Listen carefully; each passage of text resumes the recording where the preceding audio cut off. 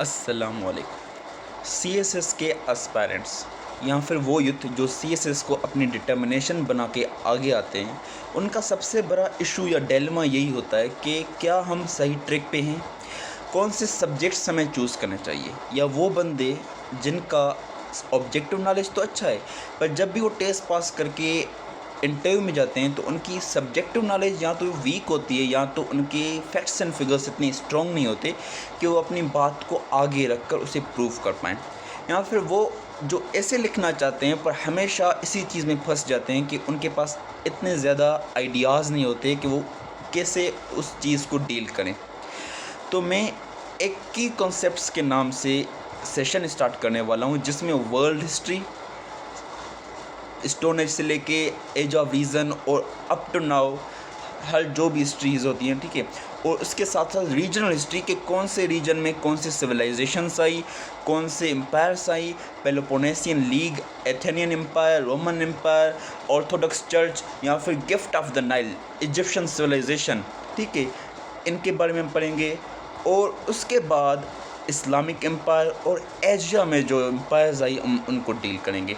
उसके बाद 50 to 40 philosophers, उनकी हम मॉरल अप्रोच को भी देखेंगे, उनकी हम पॉलिटिकल अप्रोच को भी देखेंगे कि प्लाटो अगर कहता है कि democracy is the worst form of government, तो प्लाटो और सोक्रेट्स हमें किस चीज़ या किस डेमोक्रेसी की बारे में बता रहे होते हैं, ठीक है। या प्लाटो हमें जब फ़िलासफ़र किंग के बारे में बता रहा होता है तो फ़िलासफ़र किंग क्या होता है, उनके टाइम फ्रेम को भी देखेंगे, क्योंकि पॉलिटिकल साइंस के स्टूडेंट सिर्फ फ़िलासफ़र की थ्योरीज़ पढ़कर आगे चल देते हैं। फिर वो जब भी किसी इशू को डील कर रहे होते हैं तो क्योंकि हमें उसका टाइम फ्रेम पता नहीं तो हम उस इशू को डील नहीं कर पाते, ठीक है। तो फ़िलासफ़र्स की यूनिवर्सलिटी को हम पढ़ेंगे, उनके टाइम फ्रेम को पढ़ेंगे और उनकी थ्योरीज़ को देखेंगे कि वो उन थ्योरीज़ में हमें कौन से की कॉन्सेप्ट्स मिलते हैं।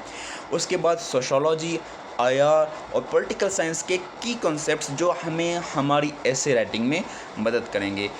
और last but not the least हम 10 बुक रिव्यूज़ करेंगे, जिन बुक रिव्यूज़ में हम एक टेक्स्ट बुक और एक वन की आइडिया बुक के बारे में डिफरेंस देखेंगे। और वन की आइडिया बुक में हम कैसे उस आइडिया को ग्रैब करें, कैसे राइटर एक आइडिया को लेकर चल रहा होता है और 10 या 8 चैप्टर्स में कैसे उस एक आइडिया के सारे फ्लॉज, अप्स एंड डाउन्स और कैसे वो हमें हर एक चीज़ को समझा रहा होता है और कैसे हमें वो फ़ायदा देंगी चीज़ें, कैसे हम उन की आइडियाज़ से अपने ऐसे में या अपने डिबेट्स में जो हम जनरल डिबेट्स कर रहे होते हैं या जो इंटरव्यूज़ होते हैं, कैसे हम अपने आप को, अपनी नॉलेज को आगे रख पाएंगे, कैसे हम अपनी बात को प्रूव करें, ठीक है।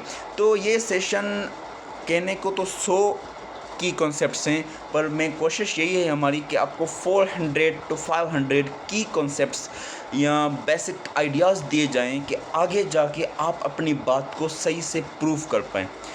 तो उम्मीद यही है कि आप इस आइडिया से या आप इस अपॉर्चुनिटी से फ़ायदा लेंगे। तो आप फर्स्ट अटेम्प्ट में हैं, लास्ट अटेम्प्ट में हैं, आप पॉलिटिकल साइंस के स्टूडेंट हैं या आप आईआर के स्टूडेंट्स हैं, कोई भी बंदा इस सेशन को ज्वाइन कर सकता है। आपका ये सेशन आपके हर सब्जेक्ट को हिट करेगा और आपके की आइडियाज़ को, आपकी बेसिक से एडवांस नॉलेज को स्ट्रॉन्ग करेगा, आपकी कॉन्सेप्ट्स को स्ट्रॉन्ग करेगा कि आगे जाके आप जब भी किसी बात को या किसी इशू को डील कर रहे हो तो आपके पास 20 से 30 या बहुत ज़्यादा फैक्ट्स एंड फिगर्स हों कि आप उस अपनी बात को प्रूव कर पाएँ। तो उम्मीद है कि आप इससे फ़ायदा उठाएँगे। Thank you.